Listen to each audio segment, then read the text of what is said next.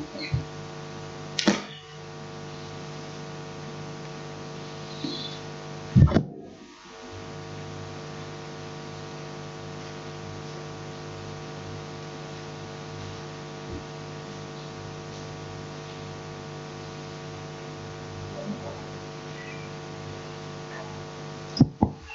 pagi Bapak Ibu Saudara sekalian. Mari kita menghormati Sang Buddha. Namo tassa bhagavato arahato samma sambuddhassa. Namo tassa bhagavato arahato samma sambuddhassa. Namo tassa bhagavato arahato samma sambuddhassa. Namo suki hotu. Namo Buddhaya. Ini banyak kursi kosong ya. Kita nggak diajak jalan-jalan sama yang. Oke, hari ini saya memilih judul hidup sejahtera. Saya kira kita semuanya mau kan hidup sejahtera. Artinya hidup dalam kecukupan, ya, bisa makan 3 kali sehari, ya, punya uang beli baju, ya, punya tempat meneduh, ya, dan kita bisa punya tabungan, ya, untuk hari depan. Nah,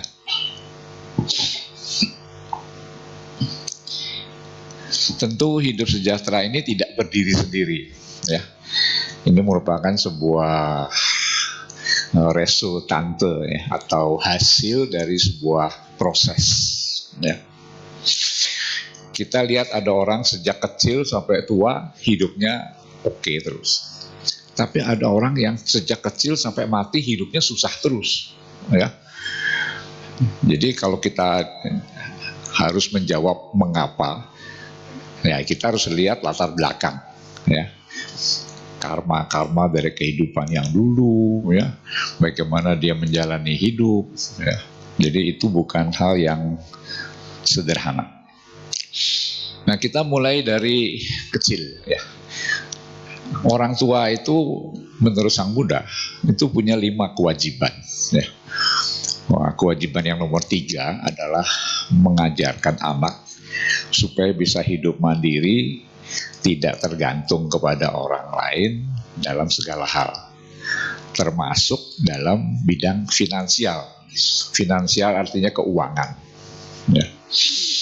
Jadi Anda bayangkan kalau kita punya anak yang tidak mampu cari uang sendiri, sampai mati kan dia minta duit terus kan, ya, beli bensin minta duit, bayar listrik minta duit, bayar pajak minta duit, ya. Jadi harusnya kita mengajarkan dia untuk hidup cari uang sendiri, tentu dengan cara yang benar, ya. Kemudian anak diajarkan untuk hidup jujur, sederhana, hemat, cerdas, efektif, dan efisien dalam menyelesaikan semua masalah. Ya, memang hal ini tidak mudah diajarkan, ya. Yang penting apakah kita bisa membuat anak kita bahagia, ya. Kalau kita ingin dia banyak duit, kasih duit aja. Pasti dia banyak duit. Gampang kan? Tapi membuat dia bahagia, itu soal lain, ya. Nah, kalau kita ingin membuat anak kita bahagia, kita harus mengajarkan dia hidup yang baik, ya. Artinya happy, ya. Karena kata bahagia itu sangat sulit untuk diterjemahkan, ya. Setiap orang punya definisi sendiri tentang bahagia, ya.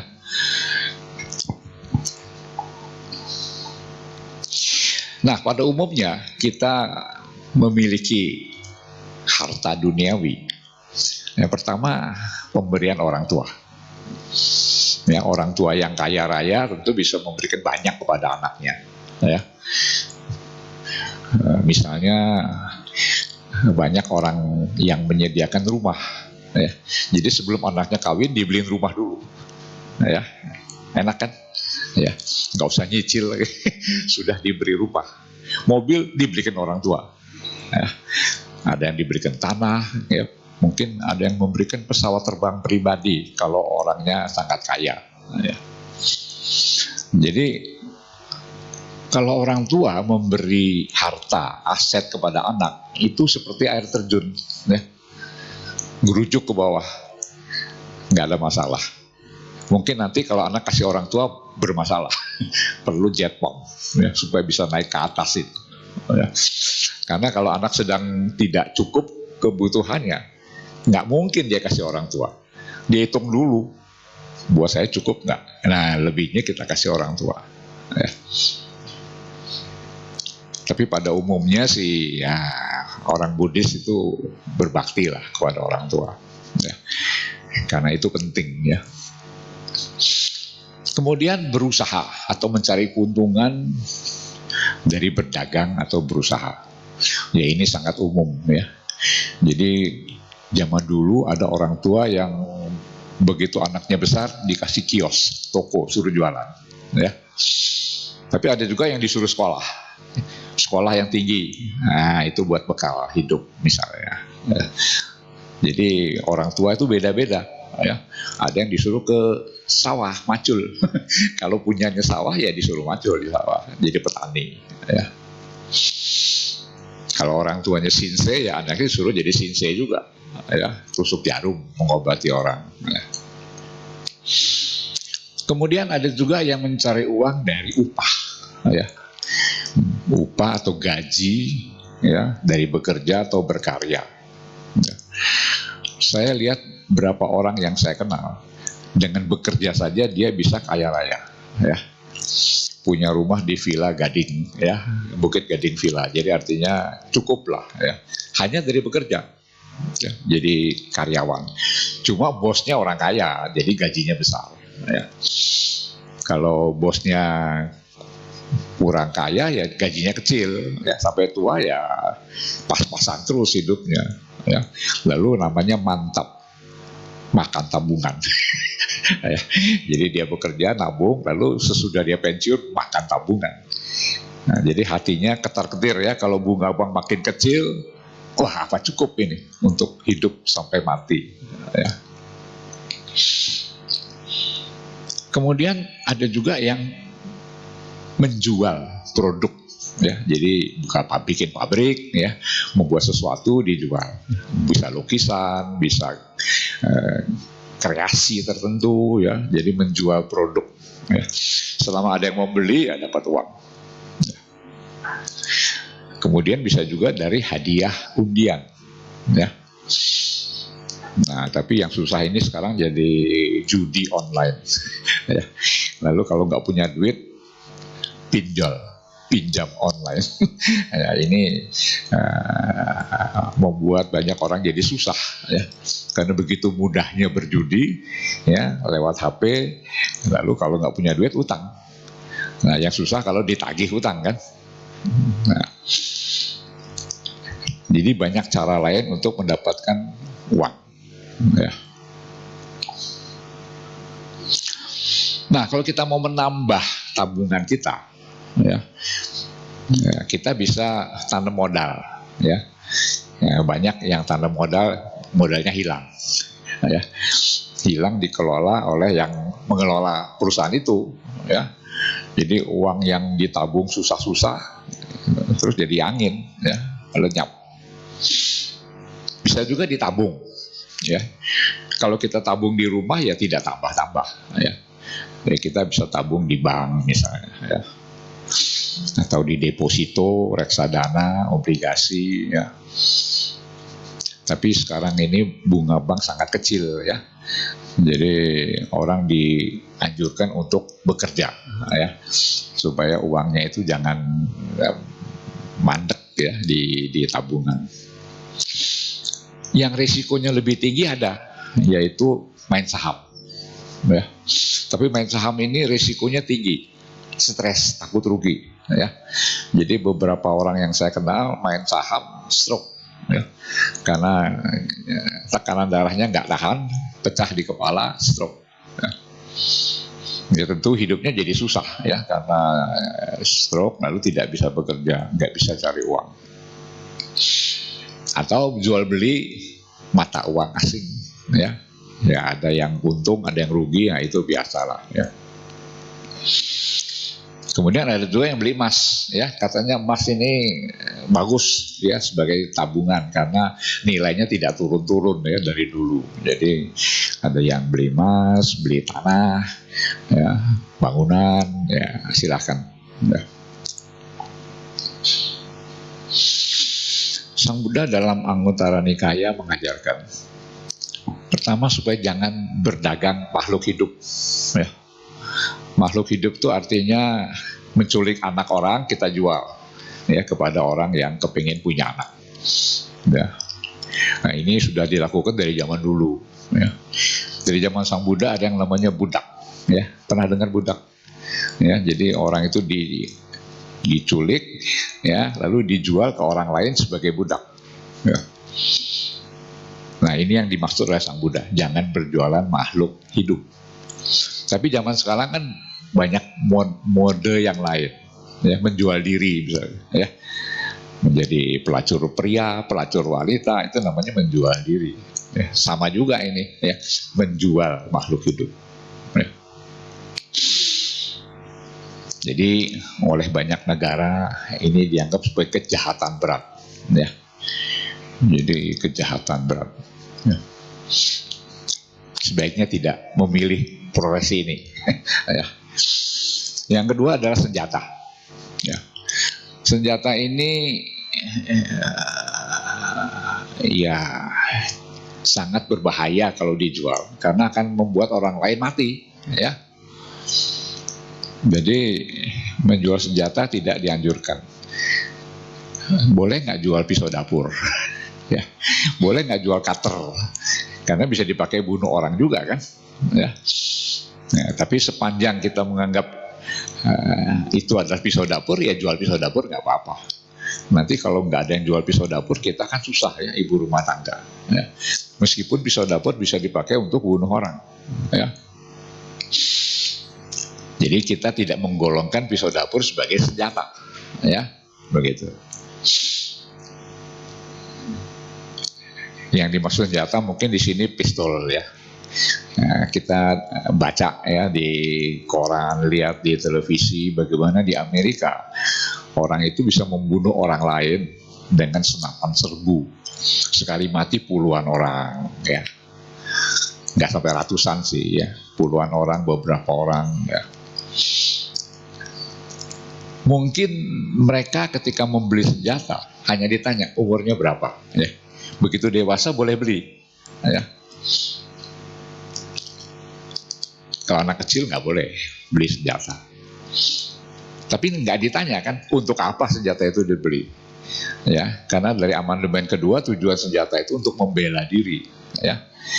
Nah, kenyataannya dipakai untuk membunuh orang, bukan membela diri. Jadi ada beberapa negara bagian yang ingin bikin ketat ya, izin membeli senjata ya.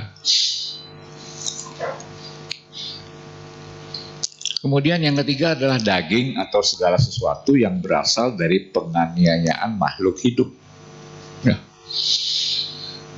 Jadi definisinya ya seperti itu ya, tinggal ditafsirkan sendiri ya, apa itu yang namanya penganiayaan ya misalnya ya. Jadi misalnya sebelum dipotong sapi itu disuruh minum dulu ya air 20 liter supaya beratnya tambah ya, itu termasuk penyiksaan ya.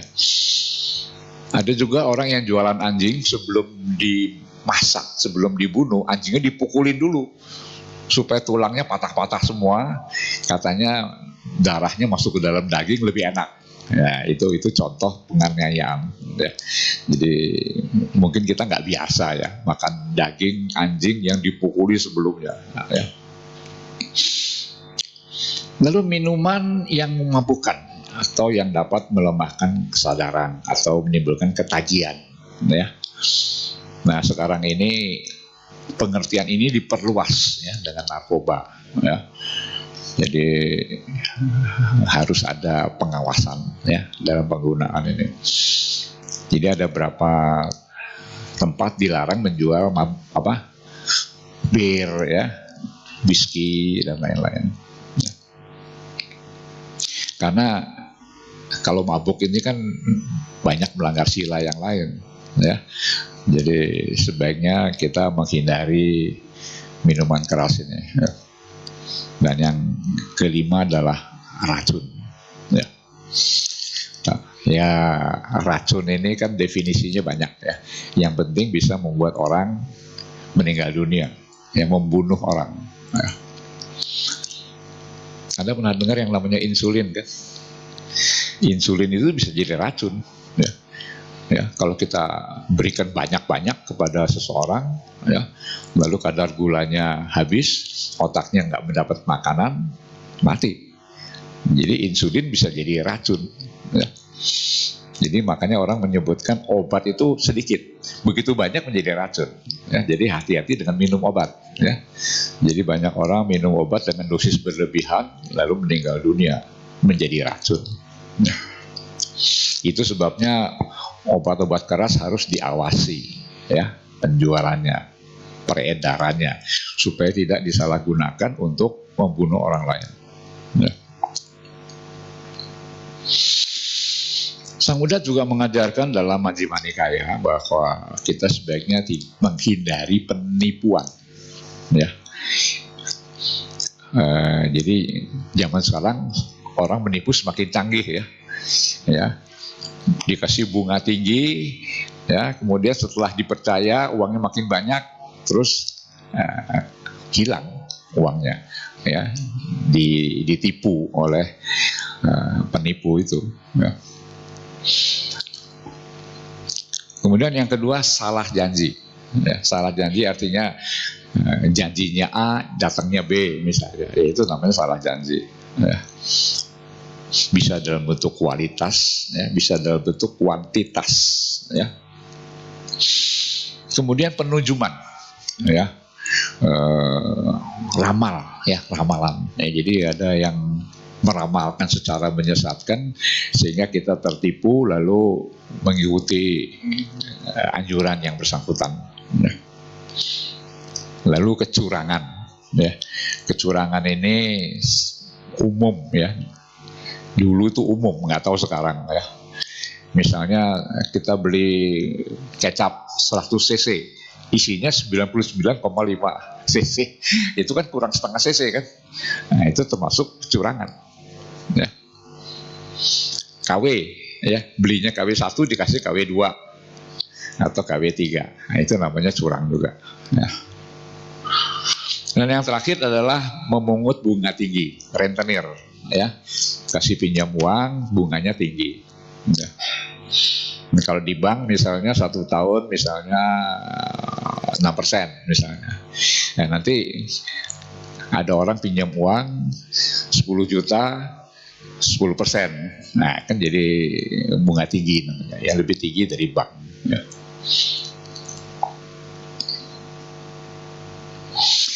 Jadi apa yang disebut mata pencarian yang benar?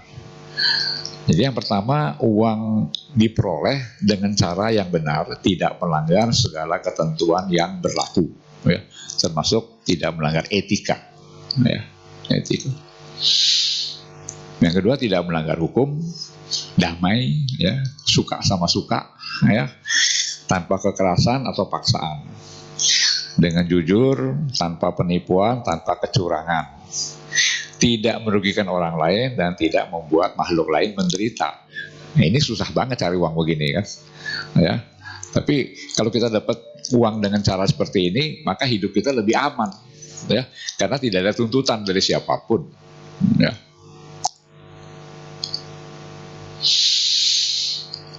Nah, cara Buddhis yang paling gampang adalah mempercepat berbuahnya karma baik dengan banyak berdana atau murah hati.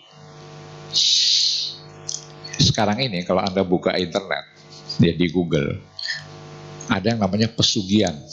Pernah dengar nggak? Ya, pesugihan tanpa jaminan, ya, pesugihan tanpa apa, tanpa syarat, mana ada, ya. Jadi pesugihan adalah cara menjadi kaya, ya, dengan cara mistik. Ya. Nah, kemudian nggak ada risiko, semuanya juga mau, ya. Tapi kita sebagai orang Buddhis kan mengerti bahwa kita ini setiap orang mempunyai tabungan, ya, tabungan karma baik dan tabungan karma buruk, ya. Nah, perbuatan baik bisa memancing berbuahnya karma baik, ya. Nah, kalau kita kuras itu karma baik dengan pesugihan, habislah karma baik kita, ya. Sisanya apa? Iya, hidup susah, ya. Jadi karena itu biarkanlah karma baik dan karma buruk berbuah bergantian, ya. Ya sesuai dengan waktunya lah, ya. Karena apa? Karena tidak ada rumus, tidak ada cara, tidak ada obat yang bisa menghapus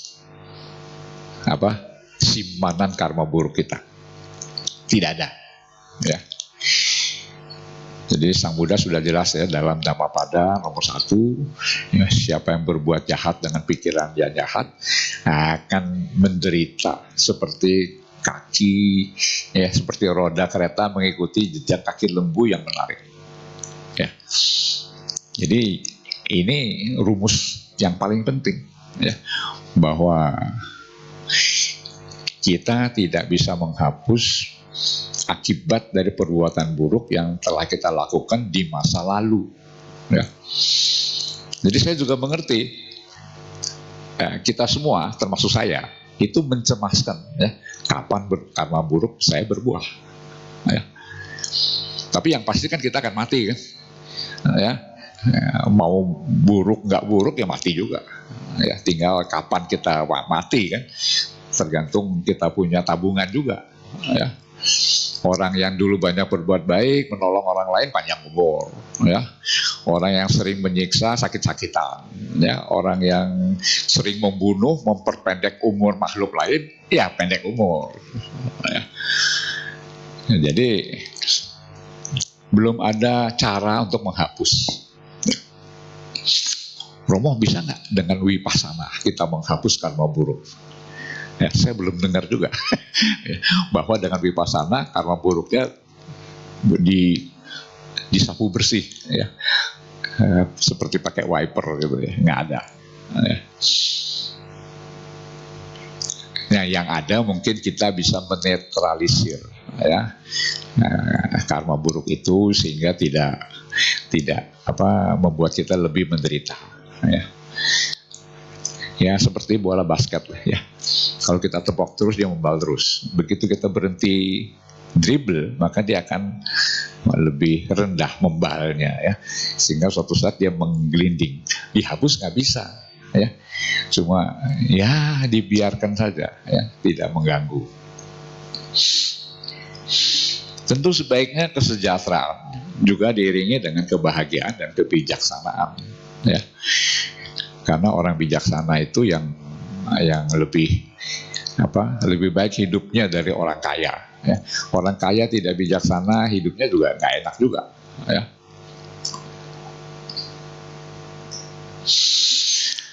Saya ingin mengulangi Welama Sutta, ya. Dalam Welama Sutta itu diajarkan kalau kita ingin berdana, ya, berikanlah dengan kedua belah tangan, ya. Jangan dilebar pakai kaki.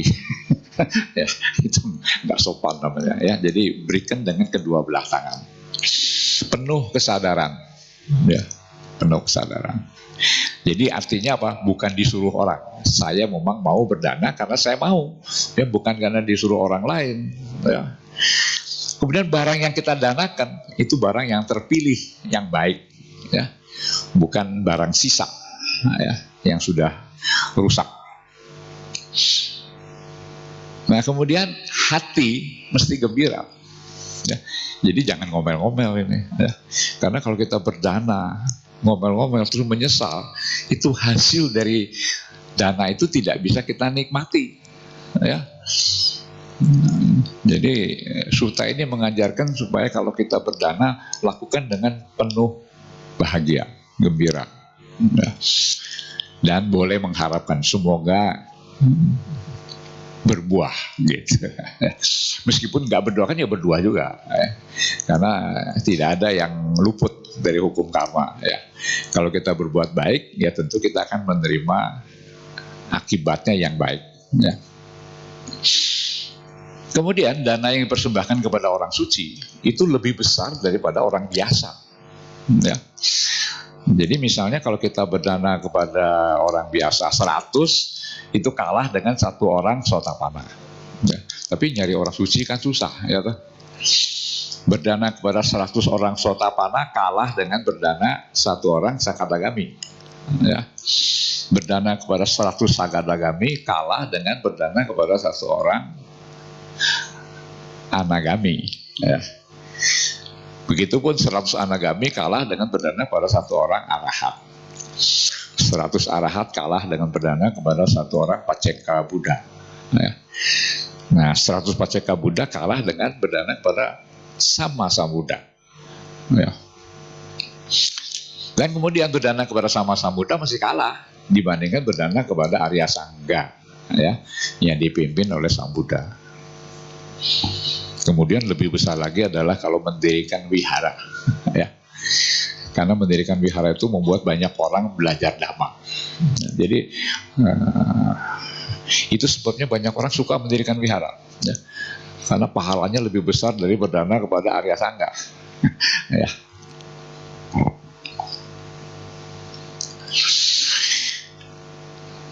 Nah di sini juga diajarkan ya, bahwa orang yang memiliki sada kepada Sang Tiratana, berlindung pada Buddha Dhamma Sangga, itu tidak cukup ya. Sesudah itu dia harus melaksanakan sila ya. Nah, karena dengan melaksanakan sila dia bisa lahir di alam surga kan ya, bisa hidup lebih baik dan mungkin suatu saat mencapai nibbana ya. Jadi tidak hanya berlindung namaskara, baca parita, nggak cukup ya. Anda harus melaksanakan sila ya. Untuk kita orang awam 5 sila ya. Nanti kalau jadi samanera 10 sila. Nah, jadi anagarini, anagarika 8 sila. Jadi biku 227 ya. Ya tentu makin banyak sila makin cepat ya mencapai tingkat-tingkat kesucian. Kalau kita melaksanakan sila, yang beruntung diri sendiri dan orang sekitar kita ya. Karena kita jadi orang yang tidak mengganggu orang lain ya. Nah berikutnya harus mengembangkan metta ya, supaya lebih banyak orang lagi yang menerima manfaat dari metta yang kita kembangkan ya. Karena orang yang penuh metta akan berbuat lebih banyak kepada orang lain ya. Kalau nggak punya metta ya enggak ya. Kalau punya metta lalu mengembangkan metta itu dan bermanfaat buat makhluk lain.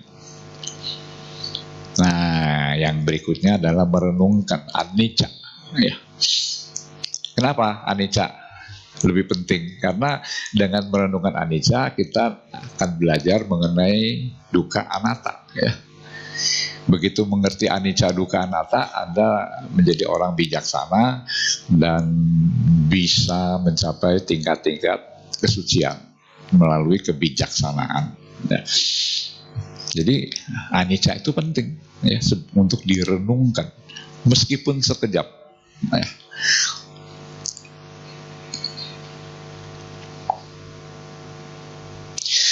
Ya, jadi saya tutup dengan doa semoga saya selalu berlindung kepada Sang Tiratana sampai terbebas dari dukkha.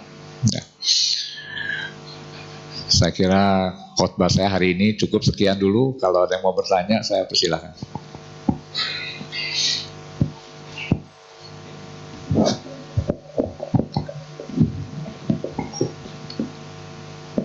Baik, terima kasih Romo atas bimbingan dharmanya pada pagi hari ini. Kami menyediakan sesi tanya jawab untuk Bapak Ibu, teman-teman semua. Untuk yang pertama bisa langsung bertanya dengan menunjuk tangan, nanti bisa langsung maju ke depan. Dan yang kedua bisa dengan ditulis di kertas yang sudah tersedia di depan bangku Bapak Ibu semua. Sambil menunggu, kita akan menyanyikan satu buah lagu bersama-sama.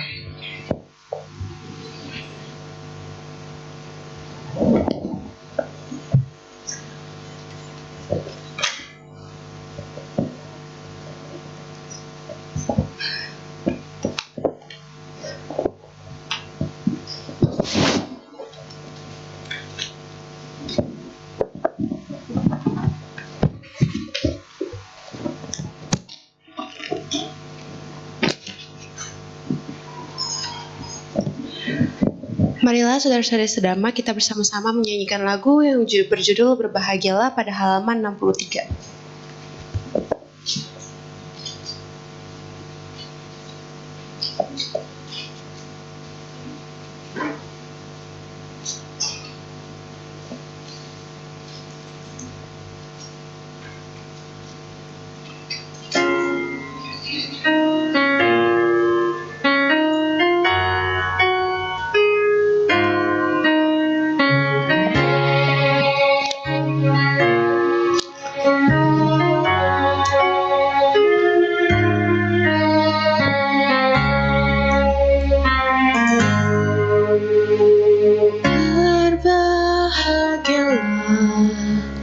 Yang hidup tanpa benci, berbahagia yang tiada terikat kemenangan, tiada belenggu dan derita.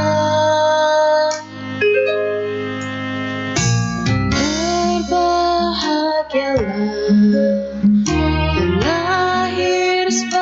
manusia, berbahagia yang mengerti hukum kesunyataan, tiada lagi roda samsara.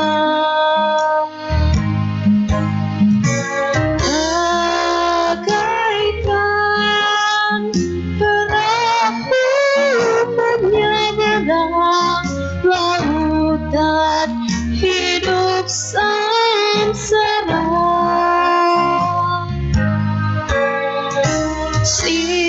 siapa yang mencapai pantainya, bahagialah dan sejahtera.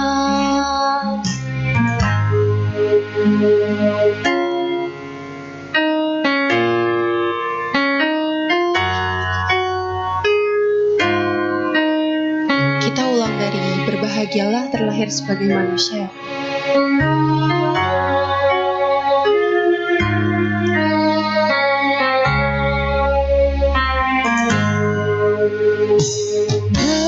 Berbahagialah terlahir sebagai manusia, berbahagia yang mengerti hukum kesunyataan, tiada lagi roda samsara.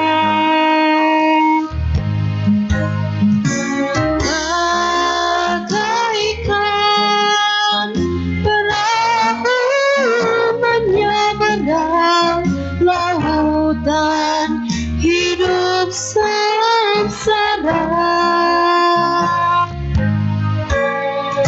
siapa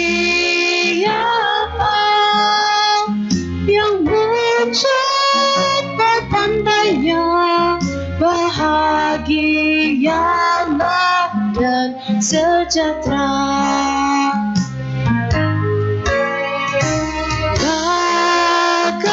Bagaikan perahu menyeberang lautan hidup samsara, siapa yang mencapai pantainya, bahagialah dan sejahtera. berbahagia dan sejahtera.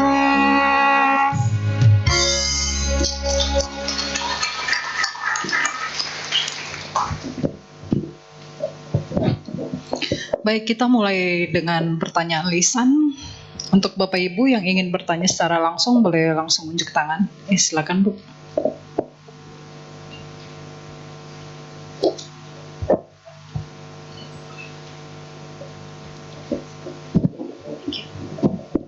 Pagi Romo, pagi teman-teman sedharma, nama saya Kumala. Saya mau tanyakan sedikit curhat kali Romo ya. Jadi sekalian curhat, kebetulan saya punya teman non-Buddhis. Saya kan Buddhis. Kita diajarin selalu untuk berbuat baik, berbagi, dan selalu menjadi baik gitu. Jadi ada kalanya teman baik ini selalu, mungkin kita hidup kan banyak loh teman. Nanti ada teman A, B, C yang selalu datang ke kehidupan kita. Jadi teman ini sebenarnya teman yang sudah sangat lama dan baik sekali. Orangnya baik sekali. Cuma masalahnya ketika seorang teman baru datang dalam hidup kita, mungkin beliau itu merasa takut, cemas kalau kita itu bakal jadi teman baiknya si A, B, C dan sebagainya gitu. Jadi kayak mana ya nanggapin teman yang seperti ini Romo? Karena susah banget ketika kita berbuat sama si A, nanti dia cemburu. Ketika kita berbuat baik sama si B, dia nggak enakan gitu. Kira-kira ada solusi? Thank you, thank you Romo. Jadi maksudnya jangan duduk dulu. Maksudnya orang ini keberatan kalau kita berteman dengan yang lain. Betul, Romo. Jadi bukan keberatan, mungkin beliau cuma merasa karena kita udah temen lama banget dan best friendan banget, mungkin beliau takut kalau gua bakal jadi lebih deket sama si A dan lupa sama dia, atau lebih deket sama si B terus lupa sama dia. Itu susah banget. Iya, kita ini kan teman yang paling dekat itu kan suami istri kan. Tiap hari nempel kan. Nah sisanya itu ada teman dekat, ada teman jauh ya. Jadi kalau kita memang niat berteman itu untuk saling membantu, saling menolong, sebetulnya kan nggak ada masalah ya. Ya, kalau kita sebagai orang Buddhis kan sangat sederhana. Kalau kebetulan lagi karma buruk berbuah, ya sial lah kita. Ya, meskipun kata sial sebetulnya itu nggak ada. Ya, kebetulan karma buruk berbuah. Jadi kalau misalnya dia keberatan ya atau tidak suka, ya itu urusan dia kan. Ya. Saya kira bebas saja berteman dengan orang yang kita anggap cocok dengan kita. Ya. Nggak usah memikirkan pendapat orang lain. Ya. Kalau dia memang nggak suka berteman dengan kita, itu urusan dia juga. Gitu. Ya, jadi kita enteng saja. Ya. Kita bebas berteman dengan siapa saja selama itu dalam hubungan yang normal ya saling membantu, saling memberi peringatan ya kalau dia berbuat kekeliruan. Saya kira kita dalam agama Buddha tinggal baca Sigalopada Sutta ya, kita tinggal baca saja apa yang perlu dilakukan sebagai teman baik ya. Nah, jadi selama kita tidak melanggar aturan itu ya yang lain cuek aja lah ya. Yang penting kejujuran ya. Apakah Anda berteman dia dengan niat tertentu, dengan maksud tertentu? Kalau nggak ada niat apa-apa ya saya kira ya segala risiko harus kita tanggung ya. Siapa suruh berteman dengan orang seperti itu? Kan yang lebih baik banyak kan ya lah. Jadi dia namanya berteman tapi bersyarat ya. Nah itu teman yang tidak baik namanya ya. Oke. Thank you Romo. Baik, ada lagi yang ingin bertanya? Boleh langsung tunjuk tangan. Nggak ada ya? Saya akan ke pertanyaan tertulis Romo. Saya nggak bawa kacamata, bacain aja. Saya bacain ya Romo. Namo Buddhaya, Romo. Mau tanya, kalau sewain sebidang tanah yang sewa untuk ternak ayam dengan durasi 40 hari dijual ayamnya, apakah yang punya tanah mendapatkan karma buruk? Yang dia lakukan menyewakan tanah. Kemudian tanahnya dipakai untuk ternak ayam. Ayamnya potong atau telur. Nah, ya kalau ayam telur, petelur lebih aman daripada ayam potong. Ya. Tetapi yang motong kan bukan kita kan, yang motong kan orang lain. Ya, jadi ya tergantung prinsipnya lah. Ya. Kalau dia sama sekali nggak mau terlibat, ya jangan sewakan. Ya.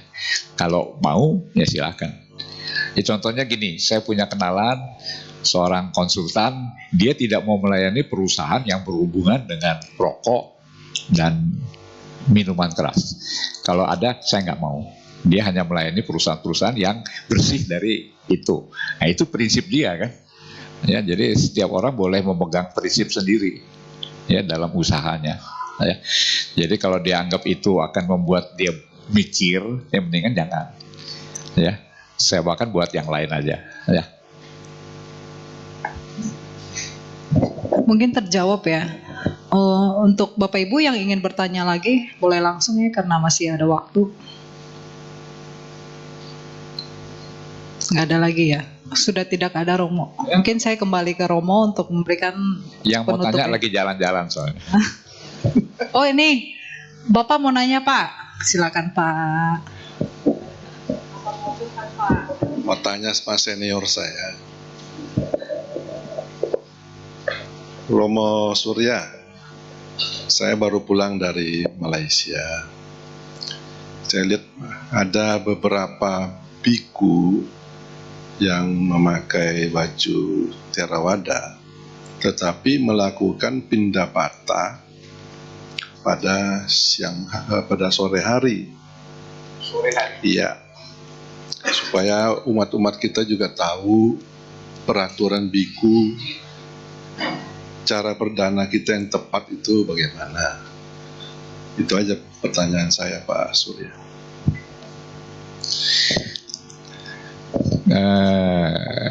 Kita kan murid Sang Buddha kan.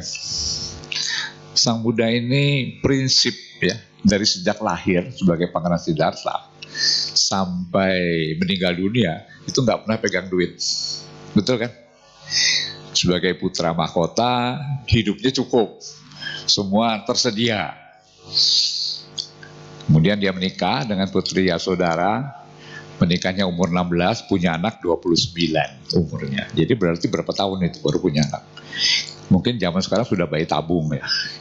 Zaman dulu belum ada model bayi tabung ya. Jadi kawinnya umur 16 tahun, punya anak umur 29, 13 tahun ya. Nah kemudian beliau menjadi petapa. Itu juga nggak perlu duit kan. Dia tinggal di hutan, ya, makan dari buah-buahan yang jatuh dari pohon. Ya, kemudian yang sering kita lihat beliau menerima persembahan sepiring nasi atau makanan dari Sujata sebelum mencapai kesempurnaan. Satu piring itu, karena dia orang sakti, itu dibikin untuk hidup 49 hari. Kita nggak kuat ya. Kalau 49 hari hanya bikin makan satu piring itu nggak cukup ya. Tapi Pertapa Siddhartha ini bisa menggunakan makanan satu piring itu untuk 49 hari. Selanjutnya kalau makan dia terima dana makanan, pindapata ya, sampai meninggal dunia. Yang mengundang tentu bisa raja, ya, bisa orang biasa, ya, bisa pindapata di pinggir jalan, ya. Jadi praktis, ya. Sang Buddha ini nggak pernah menyentuh uang, ya. Nah kemudian di dalam perjalanannya, Sang Buddha pernah mengajak murid-muridnya pergi ke daerah yang sulit. Nah kebetulan sebelum itu Sang Buddha sudah mengenal seorang kaya raya, sakti, ya, namanya Mendaka. Mungkin Anda pernah dengar Wisaka kan? Nah, jadi Mendaka tuh kakek dari Wisaka. Ya. Wisakanya orang kaya, bapaknya orang kaya, kakeknya juga orang kaya. Jadi suatu saat ketika Sang Buddha pergi ke daerah yang sulit, Mendaka ini tahu, ya. Lalu mengiringi rombongan Sang Buddha dengan sejumlah biku yang diajak oleh Sang Buddha, 1.500. Ya, jadi Sang Buddha berjalan 1.500 orang, di belakangnya ada 1.500 sapi, ya. Lalu ketika Sang Buddha dan rombongannya istirahat, itu sapinya diperah, lalu kasih minum kepada para biku. Pada kesempatan itu Mendaka bertanya kepada Sang Buddha, andai kata lain kali ada biku yang pergi ke daerah yang sulit seperti ini, saya boleh nggak memberi dana? Ya, ya ini dasar dari cerita berdana kepada biku. Ya. Kemudian Sang Buddha mengizinkan, boleh, ya. Tetapi bukan uang, ya. Tapi 4 kebutuhan, ya, 4 kebutuhan. Jadi Kapiyakaraka atau pendamping biku boleh memberitahu umat yang lain bahwa Bante ini mau kemana, yang mau berdana silahkan, saya yang bawa, gitu. Bukan uang. Sehingga kalau biku menerima uang, ya, maka dia melanggar namanya Nisaggiya Pacittiya 18. Atau dia senang ada orang menyimpan harta buat dia, nggak boleh juga. Ya. Jadi karena itu di wihara-wihara Theravada, kalau kita berdana pada Bante itu ada amplopnya kan, berdana untuk 4 kebutuhan. Jadi uangnya nggak boleh dipegang oleh si biku, ya. Yang megang uangnya harus orang lain. Memang sekarang ada biku yang punya tabungan di bank, ya. Ketika saya bertanya kepada biku senior, mengapa para biku boleh punya rekening di bank? Oh, itu menghindari supaya tidak ada Kapiyakaraka yang masuk neraka karena mencuri uang biku. Ya. Zaman dulu ketika Sang Buddha masih hidup, banyak muridnya adalah arahat. Ya. Nah, si Kapiyakaraka kadang-kadang butuh kan, uangnya dipakai untuk kepentingan pribadi. Nah, itu menyebabkan mereka lahir di alam neraka. Ya. Meskipun zaman sekarang kita nggak yakin para biku sudah arahat kan, sehingga kalau mencuri uang biku masuk neraka, belum tentu. Ya. Nah, yang saya dengar kalau pendapatnya ya pagi, ya, sehingga ada umat karena nggak ada makanan, uang.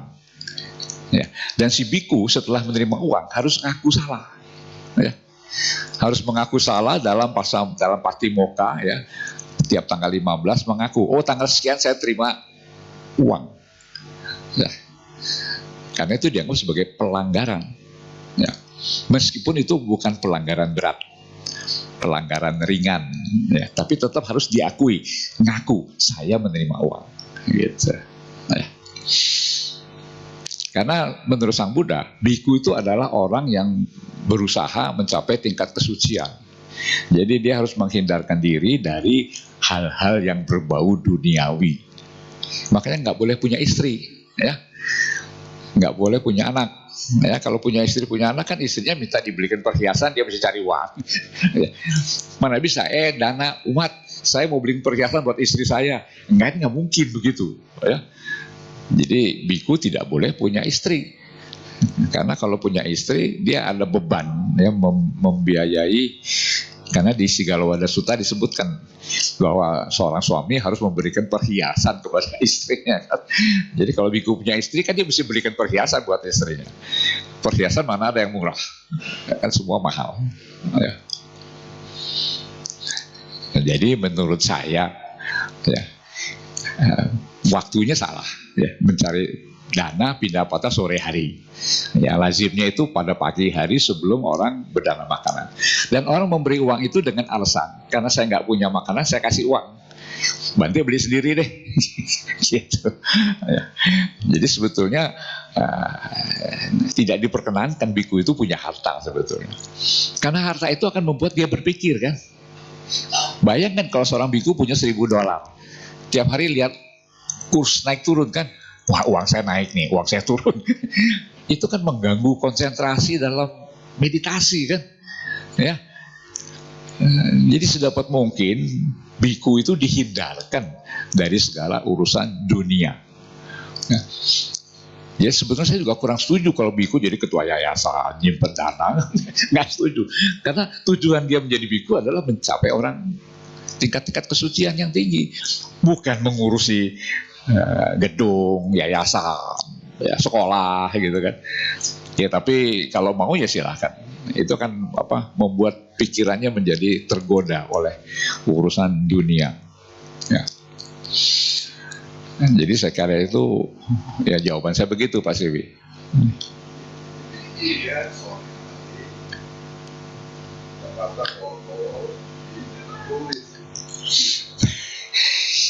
Ya menurut saya itu tidak tepat. Ya, jadi dia sama lah waktu kita ke India di Bodh Gaya banyak orang pakai baju kuning bawa obol. Dia bukan biku, dia orang yang berpakaian seperti biku, ya. Lalu minta sumbangan dari umat Buddha yang datang ke situ untuk memuja Sang Buddha. Itu kan tempat yang bagus kan untuk cari dana. Tapi kan salah kan, ya, karena dia menipu kita. Supaya kita anggap dia biku, kemudian kita kasih duit yang banyak sama dia, dan dia dapat uang. Nah, jadi itu namanya menyalahgunakan situasi dan kondisi untuk mendapatkan uang, termasuk penipuan. Ya kalau begitu. Nah sedangkan biku yang tadi yang itu ya tidak tepat lah cara dia melanggar winaya juga mestinya. Melanggar bukan winaya yang berat, ya. Tidak diancam dengan buka jubah, ya, tetapi dia harus ditegur. Karena tujuannya menjadi biku tidak untuk memperkaya diri. Ya. Saya pernah menulis di dalam buku saya Setitik Cahaya di Balik Kabut. Ya. Ada 6 orang biku di zaman Sang Buddha yang ingin hidup senang. Ya. Saya pernah khotbahkan di sini dulu. Jadi 6 orang biku itu mencari guru-guru yang beken, ya, Moggallana, Sariputta, Kassapa. Ya. Jadi murid biku yang hebat. Kemudian dia membeli tanah atau mencari tanah di sekitar kota yang ramai penduduknya. Lalu dia tanam buah, tanam bunga. Lalu umat yang datang dikasih buah dan kasih bunga sehingga utang budi sama dia. Ya. Lalu menyekolahkan anaknya di situ. Jadi selama hidupnya biku, 6 orang biku itu hidup kaya raya. Ya. Hidup kaya raya dari sumbangan umat. Tapi dia tidak bertujuan menjadi orang suci. Dia hanya ingin hidup senang. Ya. Sekarang juga banyak yang begitu. Ya. Suatu saat kepala sangga cerita sama saya, Romo, ada biku yang sudah 9 wasa menghadap saya, terus mengatakan, Bante, saya pamit. Pamit kemana? Pulang. Pulang kemana? Pulang kampung. Maksudnya apa? Kembali jadi orang biasa. Kembali beragama lain. Karena saya sudah cukup mencari dana sebagai biku. Jadi kita ini dijadikan apa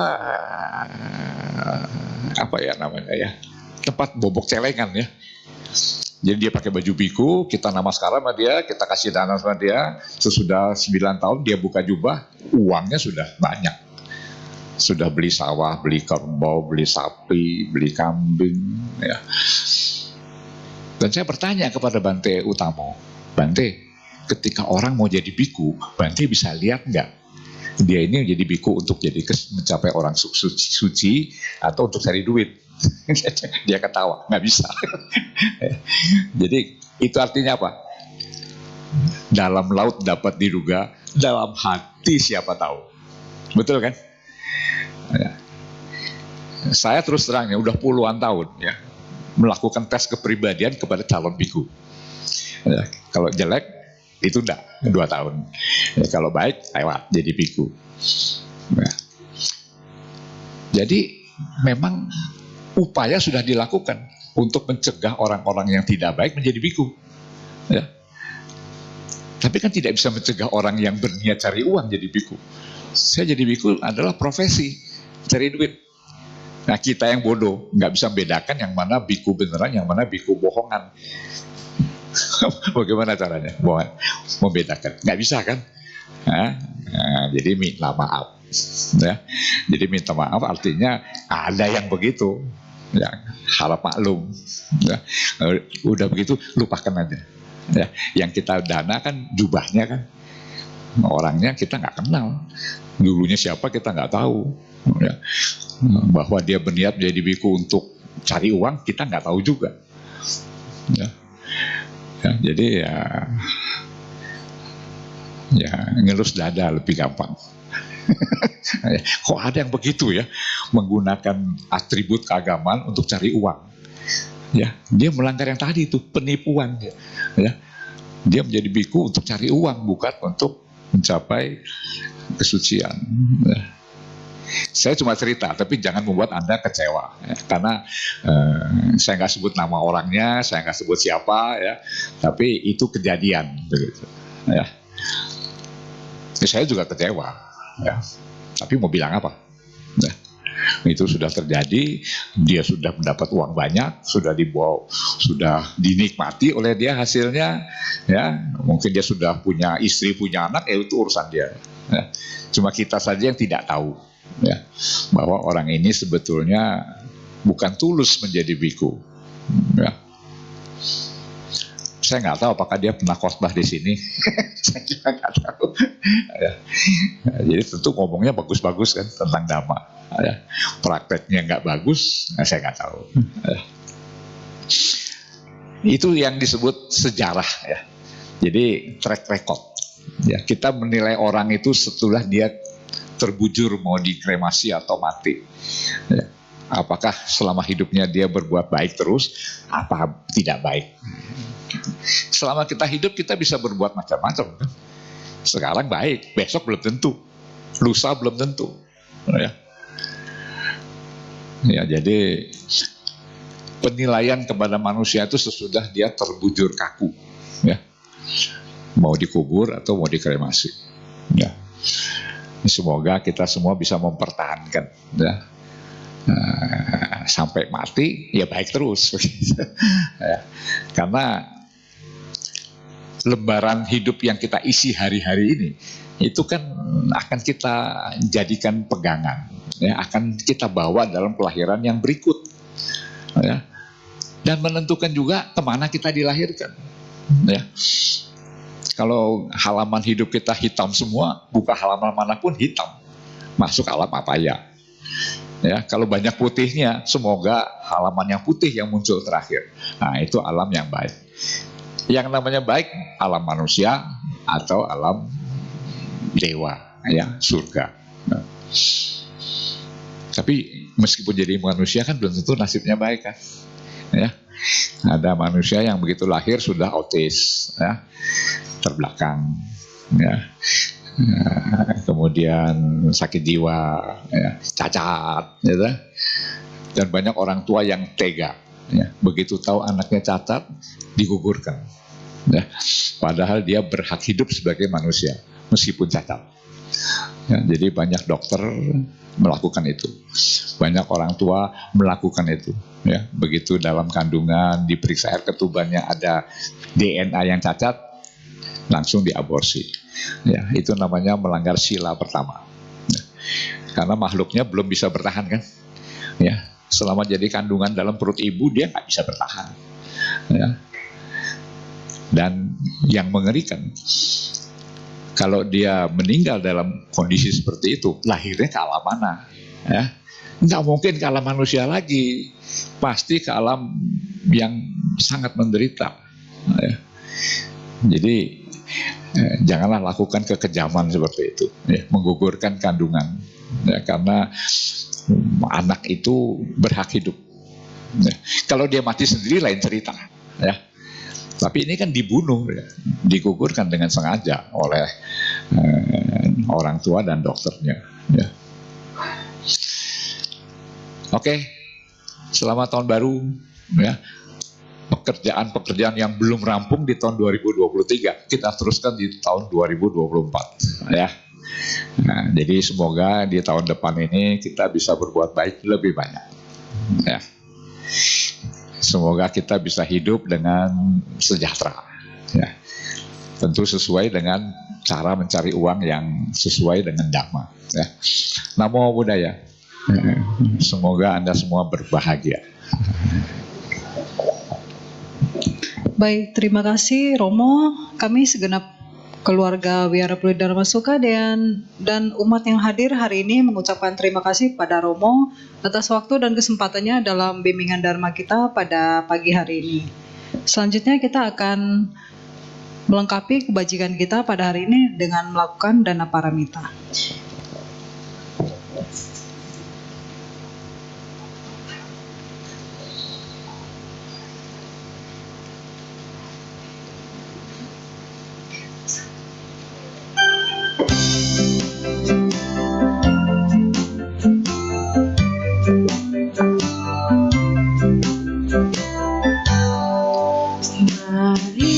Marilah kita berdana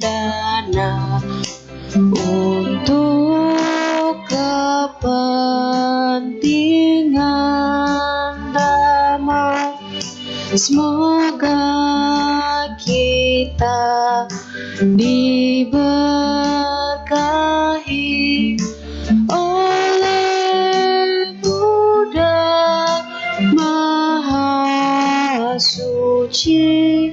Berdanalah kita semua dengan hati ikhlas rela. Semoga